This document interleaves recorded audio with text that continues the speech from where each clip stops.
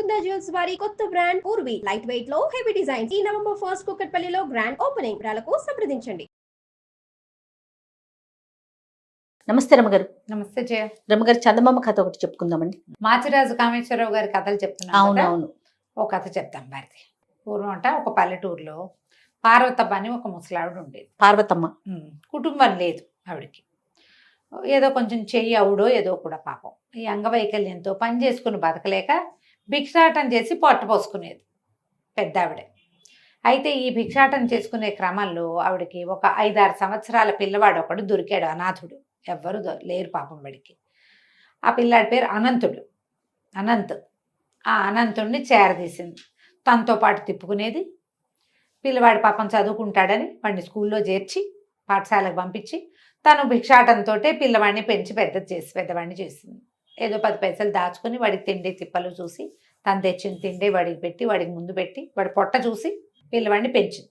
కొంచెం పెద్ద క్లాసులకి చదువుకు వచ్చాక వీడు తెలివిగలవాడు, చక్కగా చదువుతున్నాడని బళ్ళు అయ్యగారులు వాళ్ళు వీళ్ళు వాడిని పై చదువులకు కూడా చదవాయిచ్చారు. మెల్లిగా పెద్ద చదువులు అయ్యాక వాడికి చక్కటి ఉద్యోగం వచ్చింది, ప్రభుత్వ ఉద్యోగం. వచ్చేసరికల్లా వాడన్నాడు, అవ్వా నువ్వు ఇంకా ఈ రోడ్ల మీదకి వెళ్ళబోక, పెద్దదాని అయిపోయా, ఓపిక కూడా లేదు, హాయిగా ఇంట్లో ఉండు, మంచి ఉద్యోగం వచ్చింది అని చెప్పి ఆవిడని ఇంట్లోనే ఉంచుకున్నాడు. అవ్వ మనవడు కలిసే ఉండేవాళ్ళు. వీడికి చక్కటి ఉద్యోగం వచ్చింది కదా, చుట్టుపక్కల వాళ్ళంతా మనవడికి పెళ్లి చేయవా అనేవాళ్ళు. పెళ్లి సంబంధాలు వచ్చినాయి. ఈ పెళ్లి సంబంధాల్లో ఎట్లాగా ఈ అబ్బాయి ప్రభుత్వ ఉద్యోగం అవటం, చూడడానికి చక్కగా ఉన్నాడు, బుద్ధిమంతుడు, కష్టపడి చదువుకున్నాడు, ఈ లక్షణాలు చూసి ఎవరైనా పిల్లనిస్తారు. ఇక వాడి కులగోత్రాలు అడగకుండా, ఇప్పుడు కూడా అలా చేస్తారు కదా జయ. అయితే మంచి సంబంధాలే వచ్చినాయి.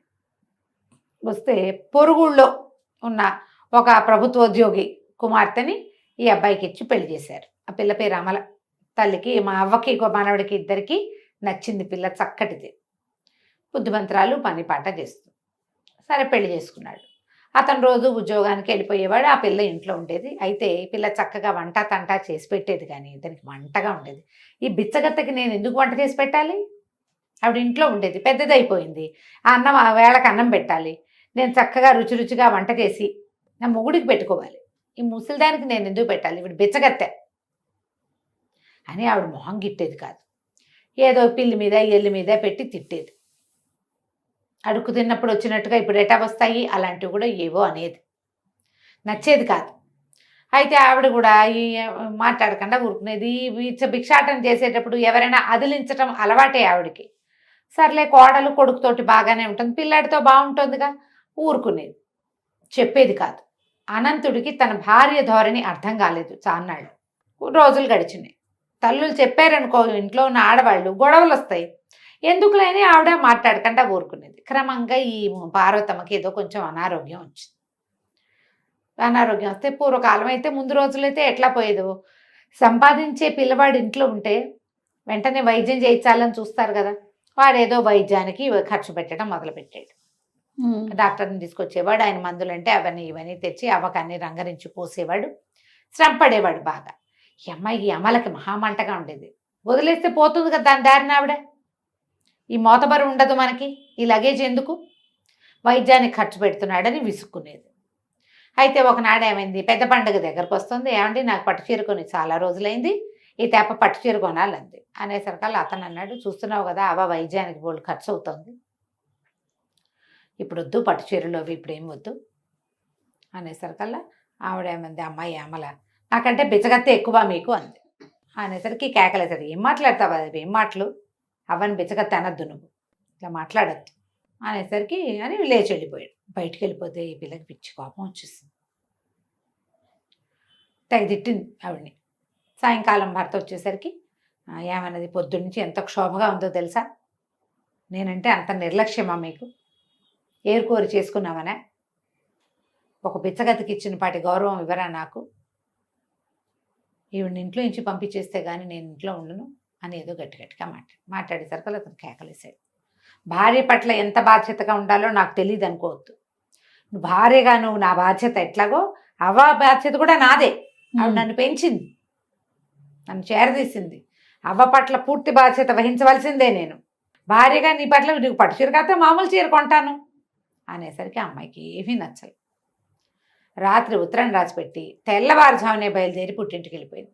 ఓస్. నువ్వు ఆవిడని వదిలించుకుంటేనే నన్ను తీసుకెళ్ళటానికి రా, లేకపోతే నీతో కాపురానికి నేను రాను. నడుచుకుంటూ ఇంటికి వెళ్ళిపోయింది. దారిలో ఏదో బండి కనబడితే బండి ఎక్కింది, పెట్టబేడ ఉంది, ఓ చిన్న సంచి సర్దుకుని వెళ్ళిపోయింది. మొగుడు చచ్చినట్టు వస్తాడు అనుకుంది. ఈ అనంతుడు ఉత్తరం చూశాడు కానీ ఏం మాట్లాడలే. ఈ లోపల ఈ అమ్మాయి ఇంటికి వెళ్ళిపోయింది. ఇంటికి వెళ్ళేసరికి వాళ్ళ నాన్న అన్నయ్య ఉన్నాడు, తల్లి లేదు. ఈ అమలకి నాన్న అన్నయ్య ఉన్నారు. అన్నయ్యకి ఇంకా వివాహం కాల. అంతకుముందు పుట్టింట్లో చక్కగా వంట చేసేది, పెద్దవాళ్ళిద్దరికి పెట్టేది తండ్రికి అన్నయ్యకి. అదే వంట అక్కడ చేసేది. ఇంత స్పీడ్గా వచ్చిన దాన్ని చూసేసరికల్లా వాళ్ళ నాన్న అన్నాడు, ఏమిటి అమ్మ ఒకదానివే వచ్చావు, పండుగకు వస్తావు అనుకున్నావు, ముందే వచ్చావు. అనంతరం ఎట్లా ఉన్నాడు, పార్వతమ్మ కులాసాగా ఉందంటే, బిచ్చగత్తే ఎక్కువ నాన్న మీ అల్లుడికి, నాకేమీ నచ్చలేదు, పండగకి పట్టు చీర కొనమంటే అవ్వక వైద్యం అంటాడు, వదిలేస్తే పోయేదానికి, నేను ఆ బిచ్చగతకు వండి పెట్టడానికి పెళ్లి చేసావా ఏమిటి నాన్న నువ్వు, నాకేం నచ్చలేదు, నేను చచ్చిన వాళ్ళు మా ఆయన బుద్ధి తెచ్చుకొస్తే గాని అని రుసరుసలాడుతూ ఇంట్లోకి వెళ్ళిపోయింది. తండ్రి కొడుకు మొహం చూసుకున్నారు. అర్థమైంది. అయిపోయింది. ఈ అమ్మాయి చక్కగా స్నానం పానం చేసి ఏదో కాస్త పోయి రాజేసి వంట చేసేసి మధ్యాహ్నం భోజనం చేసి అన్నయ్యకి నాన్నకి క్యారేజీలు కట్టించి పంపించేసి, అలవాటు కదా, అది తాపీగా కూర్చుంది. సాయంకాలం చీకటి పడినా నాన్న రాల. చీకటి అయిపోయింది. ఏమిటా నాన్న రాలేదని వాకిట్లోకి ఇంట్లోకి తిరుగుతుంది. రోజువారీ వేళ దాటిపోయింది. కచేరీ నుంచి వచ్చే వేళ దాటింది. పక్కింటి రామయ్య గారు కనపడ్డాడు. రామయ్య బాబాయ్, మా మామయ్య మా నాన్నేడి, కానీ ఎంతసేపు అయింది రాలేదంటే, అమ్మ నీకు చెప్పచ్చో చెప్పకూడదనే, ఏం చేయాలో మరి మీ నాన్న ఇవాళ లంచం తీసుకుంటూ పట్టుబడ్డాడమ్మా, పట్టుబడిపోయాడు, మొహం చెల్లకి ఇంకా వచ్చి ఉండడు అనేసరికి వణికిపోయింది అమ్మాయి. ఉద్యోగం పోతుంది మీ నాన్నకి అని చెప్పాడు. ఉద్యోగం పోయి లంచం తీసుకుంటూ పట్టుపడ్డమంటే ఎంత పరువు తక్కువ, ఇంట్లోకి బయటకి తిరుగుతోంది. అన్నయ్య రాలేదు, నాన్న రాలేదు, ఏం జరుగుతోందో తెలియదు. వాకిట్లో కూర్చుంది చాలాసేపు. ఇంతలో పెరట్లో ఏదో అలికిడయ్యి గబగబా పెరట్లోకి వస్తే వాళ్ళ నాన్న ఏదో కాగితం రాసి కాగితాన్ని నూతిగట్టు మీద పెట్టి ఎక్కడికో వెళ్ళిపోతూ కనపడ్డాడు. పరిగెత్తుకుంటూ వెళ్ళింది. నాన్న ఉండు నాన్న అని ఆ కాగితం పట్టుకొచ్చింది. నేను ఎవరికి మొహం చూపించలేను, మరణించడానికి వెళ్ళిపోతున్నానని కాగితాల్లో ఉంటే ఈ అమ్మాయి తండ్రిని పట్టుకుని వాళ్ళ ఏడ్చింది. అయ్యో నాన్న, ఇంత పని చేస్తావా, ఏదో పొరపాటు అయ్యింది, ఇంత పని చేస్తే అంటే నమ్మ ఉద్యోగం పోతుంది అన్నాడు. పోతే అన్నయ్య లేడు, అన్నయ్యది బాధ్యత కాదు, అన్నయ్య ఉన్నాడు, అన్నయ్యకి ఉద్యోగం ఉంది, తండ్రిని చూడాల్సిన బాధ్యత లేదా అన్నయ్యకి? తండ్రిగా తన బాధ్యత, కొడుకుగా తన బాధ్యత నిర్వహించడా? వింటూ ఉండదు ముందుగానిలే నాన్న, పోతే పోయింది ఉద్యోగం, పోయినా సరే నీ కొడుకున్నాడు, కొడుకుదే కదా నీ బాధ్యత, మమ్మల్ని వదిలిపెట్టి ఇట్లా అన్యాయం చేయక నాన్న అని కావలించుకుని ఏడ్చింది. అన్నయ్య లోపలికి వచ్చాడు. బాధ్యత సంగతి సరే, నాన్న చూడు ఇంత పని చేశాడు, లంచం తీసుకున్నాడు, పట్టుబడ్డాడు, పరువు పోయింది, అసహ్యం వేయట్లేదు నీకు నాన్న అంటే అన్నాడు. అంటే అసహ్యం ఎట్లా వేస్తుంది, నాన్న వల్ల ఏదో పొరపాటు అయింది, తండ్రిగా నా గౌరవం వీసం ఎత్తు తగ్గల, అమ్మ చనిపోతే మన ఇద్దరిని పెంచి పెద్ద చేశాడు, నాకు పెళ్లి చేశాడు, రేపు నీకు పెళ్లి చేయబోతాడు, ఇల్లు బాకిలి ఏర్పరిచాడు, ఇంకేంటి నాన్న ఏదో వల్ల ఏదో పొరపాటు అయింది, నాన్నని ఎందుకు అసహించుకుంటాం మనం అన్నది. సరే, సంఘంలో పరమ తప్పుగా భావించే లంచం తీసుకుంటున్న నాన్నేమో నీకు అసహ్యంగా లేడు, కొడుగ్గా నేను బాధ్యత వహించాలంటున్నావు, మరి అవకరంతో పొట్టపోసుకునే దారి లేక భిక్షాటం చేసిన పార్వతమ్మ అంటే నీకు అసహ్యం, ఆవిడికి రోడ్డు మీదకి దొరికి, నేను సొంత పిల్లల్ని చూశాడు నాన్న గొప్ప నీకు, రోడ్డు మీద దొరికిన అనంతుణ్ణి ఆవిడ పెద్ద చేసి వాడికి ఒక ఉద్యోగం, వాడి జీవితం ఏర్పరిచి వాడికి ఒక పెళ్లి చేసి వాడి పెళ్ళాన్ని చీత్కరిస్తున్నా నోరు మూసుకుని వాళ్ళ ఇంట్లోనే ఉంటున్న పార్వతమ్మకేమో ఏ విలువ లేదు, ఆవిడంటే నీకు అసహ్యం, ఆవిడ బిచ్చగత్తె, కాలు చెయ్యి అన్నీ ఉన్న నాన్న లంచం తీసుకోవచ్చు, లంచగొండ ఎక్కువ బిచ్చగాడు ఎక్కువ అంటే ఎవరిది ఎక్కువ తప్పు, బిచ్చగాడిది తప్పు కాదు, అంతేగా, వాడికి వేరే చారలేదు, లంచగొండి తప్పు అనేసరికలు అమ్మాయి వెంటనే గటక్కమని అంది లోపల.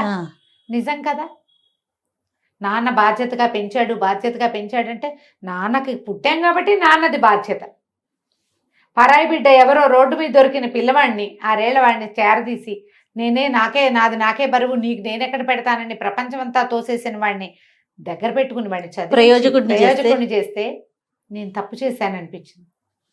అప్పుడు అందే, అన్నయ్య నన్ను క్షమించు, నేను తొందరపడ్డాను, మీరు అన్నీ ఆలోచించి నాకు పెళ్లి చేసిన నేను అమ్మమ్మని అవ్వని ఇట్లా తక్కువ చేశాను, నాన్నకు ఉద్యోగం పోతుందో ఏమిటో అన్నయ్య, పాపం కాస్త నాన్న సంగతి జాగ్రత్తగా చూసుకుంటావా, నేను మా ఇంటికి వెళ్ళిపోతాను. అన్నయ్య నవ్వాడు. నాన్న ఉద్యోగం పోలేదు, ఆయన లంచం లంచం తీసుకోలేదమ్మా. నీకు అర్థమయ్యేలా మేము ఎన్ని మాటలతో చెప్పినా నీకు అర్థం కాదు. మేము చెప్పితే సిచ్యువేషన్ వస్తే కానీ నీకు తెలియదు కదా. నీ నెత్తి మీదకి వస్తే నీకు అర్థమైంది. పక్కింటి రామయ్య బాబాయ్ మేము కలిసి నాటకం ఆడాం. నాన్న ఉద్యోగం పోలేదు. నీ మొగుడు లంచగొండు కాదు, బుద్ధిమంతుడు. మన నాన్న మేము కూడా అంతేనమ్మా. మనుషులు ఎలా ఉండాలి, పరిస్థితులను బట్టి అవతల వాళ్ళకి మర్యాద ఇవ్వాలి.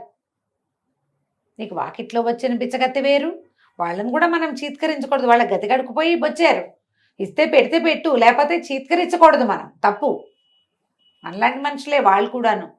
ఉంటే పెట్టు, లేకపోతే పైకి వెళ్ళిన ఆయన అని చెప్తే సరిపోతుంది.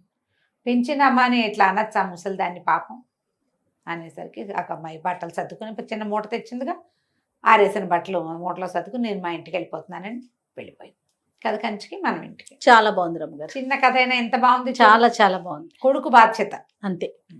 నమస్తే. నమస్తే జయ.